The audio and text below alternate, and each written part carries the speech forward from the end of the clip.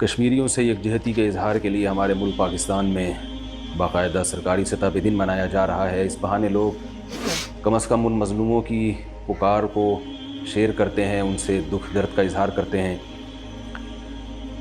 یہ بھی ایمان کا ایک ادنا ترین درجہ ہے۔ رسول اللہ صلی اللہ علیہ وسلم نے ارشاد فرمایا، من رأى منکم منکرا فلیغیرہ بیدہ فإن لم یستطع فبلسانہ فإن لم یستطع فبقلبہ وذلک اضعف الایمان۔ نبی نے فرمایا، تم میں سے جو کسی برائی کو دیکھے تو اسے چاہیے کہ اپنے ہاتھ سے تبدیل کرے۔ ہاتھ سے نہیں کر سکتا، زبان سے یہ بھی ممکن نہیں ہے تو کم از کم دل میں ارادہ کرے۔ تو یہ ایمان کا آخری ترین درجہ ہے۔ تو ہم کشمیریوں سے یکجہتی کے اظہار کے لیے جو کچھ کر رہے ہیں، ایک اظہار کر رہے ہیں کہ ان کے ساتھ ظلم ہو رہا ہے، تو یہ ایمان کا سب سے آخری ترین درجہ ہے۔ اس کو ہم یوں بھی کہہ سکتے ہیں کہ انگلی کٹا کے شہیدوں میں نام لکھوانا، کہ جو اصل کام کرنا چاہیے ہم وہ تو نہیں کر پا رہے، لیکن جو ہم سے ہو سکتا ہے کم از کم ہم وہ تو کریں۔ تو تاریخ کا بدترین ظلم ہمارے ان مسلمان بھائیوں کے ساتھ ہو رہا ہے۔ قرآن مجید میں اللہ تعالیٰ کا ارشاد ہے، وَلَا تَحْسَبَنَّ اللَّهَ غَافِلًا عَمَّا يَعْمَلُ الظَّالِمُونَ إِنَّمَا يُؤَخِّرُهُمْ لِيَوْمٍ تَشْخَصُ فِيهِ الْأَبْصَارُ مُهْطِعِينَ مُقْنِعِي رُؤُوسِهِمْ لَا يَرْتَدُّ إِلَيْهِمْ طَرْفُهُمْ وَأَفْئِدَتُهُمْ هَوَاءٌ۔ سورہ ابراہیم آیت نمبر 43۔ کہ جن لوگوں کا آخرت پر ایمان نہیں ہوتا، وہ یہ سمجھتے ہیں کہ ہم کمزور کو دبا لیں گے، کمزور پہ زیادتی کریں گے، کوئی پوچھنے والا نہیں ہے، تو وہی اسی قسم کی حرکتیں کرتے ہیں۔ انہی لوگوں کے بارے میں اللہ نے فرمایا کہ تم اللہ کو ان ظالموں سے ہرگز غافل مت سمجھو۔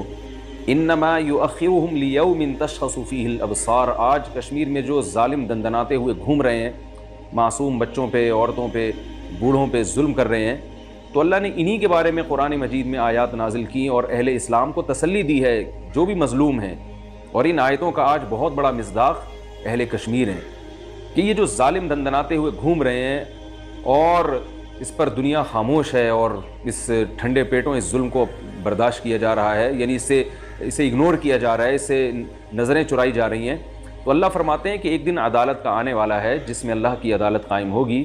تو ظالموں کو یہ نہ سمجھو کہ اللہ بھی ان سے غافل ہے، کہ اللہ بھی ان کو چھوڑ دے گا، ایسا نہیں ہے۔ اللہ تعالیٰ نے جب انسان پر انعامات کی بارش کی، انسان کو انسان بنایا، تو ایسا نہیں ہے دنیا میں ایسا نظام ہو کہ جو چاہے جو بھی کرتا رہے۔ دنیا میں ایسی کوئی حکومت اتنی کرپٹ کہ کھلی چھوٹ دے دی جائے کہ حکومت کے تحت رہنے والے لوگ کچھ بھی کرتے رہیں، حکومت ان کو نہ پوچھے۔ جب دنیا میں ایسا نہیں ہوتا تو اس کائنات کو بنانے والا بادشاہ کیسے چھوڑ سکتا ہے لوگوں کو بے لگام، کہ جو چاہو جس پہ چاہو ظلم کرو، جو کمزوروں کو دبا دو، ان سے ان کی املاک چھین لو، ان کو قتل کر دو، حاملہ عورتوں کو قتل کر دو، بوڑھوں کو قتل کر دو، اور جو ڈنڈوں سے مارا پیٹا جا رہا ہے لوگوں کو، جس طرح سے ان پر کرفیو ختم ہونے کا نام نہیں لے رہا، ان کا جینا حرام کر دیا ہے، تو اللہ تعالیٰ نے دھمکی دی ہے ظالموں کو کہ انما یؤخرہم لیوم تشخص فیہ الابصار۔ تم اگر یہ اس خوش فہمی میں مبتلا ہو کہ تمہیں عذاب نہیں آ رہا، تمہیں کوئی پوچھنے والا نہیں ہے، تو یہ تمہاری خوش فہمی ہے۔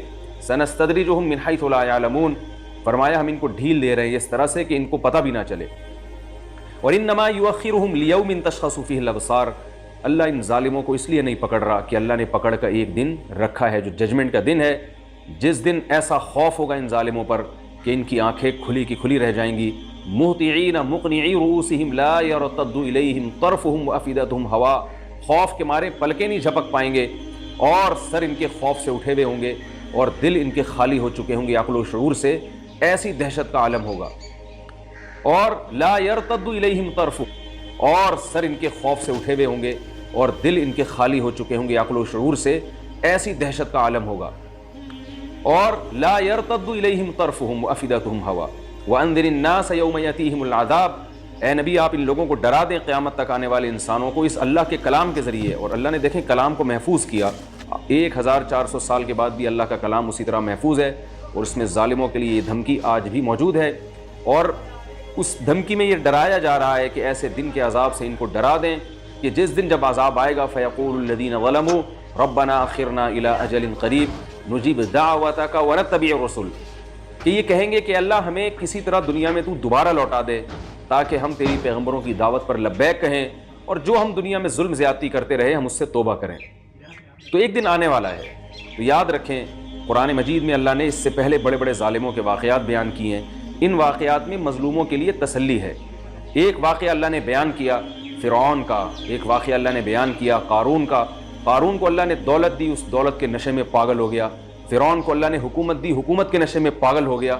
پورے لاہو لشکر سمیت اللہ نے اس کو سمندر میں غرق کیا، اور سمندر میں غرق نہ بھی ہوتا، پانی میں غرق نہ بھی ہوتا، بالآخر ایک دن مرنا تو تھا، لیکن اللہ نے فرمایا موت کے بعد فرعون کا انجام یہ ہے، النار یعرضون علیہا غدوا وعشیا، فرمایا جہنم کی آگ ہے جس پر فرعون کو صبح اور شام جلایا جاتا ہے، اور الیوم ننجیک ببدنک لتکون لمن خلفک آیا، اللہ نے قرآن میں یہ بھی کہا کہ فرعون جیسا ظالم جو بچوں کو قتل کیا کرتا تھا، ہم اس کی لاش کو محفوظ کر دیں گے تاکہ آنے والوں کے لیے عبرت کا نشان بنے، ہر ظالم اس کی لاش کو دیکھ کے عبرت حاصل کرے کہ میری طاقت اور قوت فرعون سے زیادہ نہیں ہو سکتی، آج دیکھو اللہ نے اس کی لاش کو محفوظ کر کے عبرت کا نشان بنا دیا ہے۔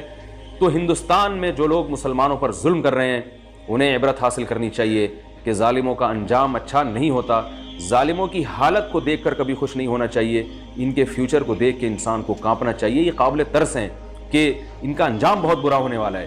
تو اللہ نے فرمایا وَيَوْمَ تَقُومُ السَّاعَةُ أَدْخِلُوا آلَ فِرْعَوْنَ أَشَدَّ الْعَذَابِ، یہ تو دنیا میں فرعون کو عذاب، یعنی قبر میں، قبر سے مراد موت کے بعد کی جو زندگی ہے اس میں فرعون کو عذاب دیا جا رہا ہے، اور جس دن قیامت قائم ہوگی ہمیشہ ہمیشہ کے لیے جہنم کی آگ میں داخل کر دیا جائے گا۔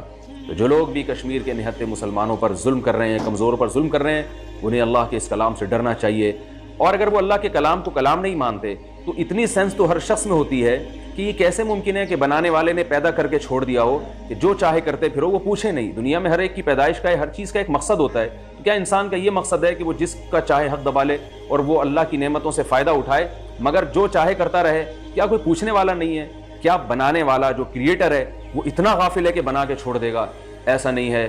یاد رکھیے اس ظالم کو اس بات سے کبھی دھوکے میں نہیں آنا چاہیے کہ مجھے خدا پکڑتا کیوں نہیں ہے۔ اللہ نے جگہ جگہ اس بات کا جواب دیا، تمام آسمانی کتابوں میں، تورات میں بھی، انجیل میں بھی اور قرآن میں بھی، اور جتنی آسمانی کتابیں ہیں، کہ اللہ نے ججمنٹ کا ایک دن رکھا ہے۔ اس کی وجہ سے اللہ مہلت دیتا ہے کیونکہ یہ دنیا امتحان کی جگہ ہے، یہ ایگزامینیشن ہال ہے۔ ایگزامینیشن ہال میں رزلٹ اناؤنس نہیں ہوتا، رزلٹ کی اناؤنسمنٹ کی جگہ کچھ اور ہوتی ہے اور ایگزام کی جگہ کچھ اور ہوتی ہے۔ دنیا ایگزامینیشن ہال ہے، یہاں اللہ دیکھ رہا ہے کہ کون طاقت کے نشے میں چور ہو کر کمزوروں پہ ظلم کرتا ہے اور کون طاقت ملنے کے بعد کمزوروں اور غریبوں کا خیال کرتا ہے۔ یہ تو ایگزامینیشن ہال ہے۔ تو اللہ تعالیٰ نے ظالم کو بہت شدید وعیدیں سنائی ہیں اور پچھلی قوموں کے واقعات بیان کیے ہیں، اور مظلوموں کو اللہ نے تسلی دی ہے کہ تم صبر کرو، تم صبر کرو، اللہ تعالیٰ عن قریب تمہیں صبر کا بدلہ دے گا۔ مظلوموں کے بھی اللہ نے واقعات بیان کیے، بنی اسرائیل پر کیسے ظلم کیے فرعون نے، بالآخر اللہ نے ان کے لیے کیسی سبیل پیدا کی۔ اور قالوا یا موسیٰ اوذینا من قبل ان تأتینا ومن بعد ما جئتنا، اتنا ستایا گیا کہ حضرت موسیٰ علیہ السلام سے بنی اسرائیل کہنے لگے کہ اے موسیٰ، آپ کے آنے سے پہلے بھی ہمیں ستایا گیا، آپ کے آنے کے بعد بھی ہمیں ستایا گیا۔ حضرت موسیٰ نے تسلی دی، اصبروا، صبر کرو، ان الارض للہ یورثها من یشاء من عبادی، یہ زمین کا مالک اللہ ہے، جس کو چاہتا ہے اس زمین کا مالک بناتا ہے۔ اللہ ظالموں کو عن قریب انشاءاللہ ٹھکانے لگائے گا، ظالموں سے اللہ انتقام لے گا۔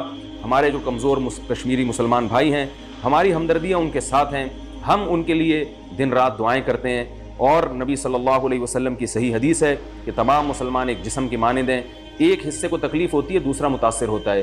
مسلمان میں ایسا نہیں ہوتا کہ فلاں علاقے کے مسلمان کو تکلیف ہو دوسرا اس غم کو محسوس نہ کرے، ایسا شخص مسلمان نہیں ہے۔ تو ہمارے پوری دنیا کے مسلمان اور خاص طور پر پاکستان کے مسلمان ہمارے ان مظلوم بھائیوں کے بھائی ہیں اور ان کے غم میں پورے طور پر شریک ہیں۔ اللہ تعالیٰ ہمارے حکمرانوں کو خاص طور پر اپنی ذمہ داری کو سمجھنے اور کشمیر کے معاملے میں اپنی ذمہ داری کو نبھانے کی توفیق عطا فرمائے۔ عالمی عدالت میں اور عالمی طاقتوں کے سامنے بار بار اس مسئلے کو اٹھانے کی توفیق عطا فرمائے، اور اتنا زیادہ ہمارے حکمرانوں کو اس مسئلے کو عالمی عدالت میں اٹھانا چاہیے کہ بین الاقوامی عدالت اور بین الاقوامی ممالک وہ اس پر سنجیدگی سے ایکشن لیں۔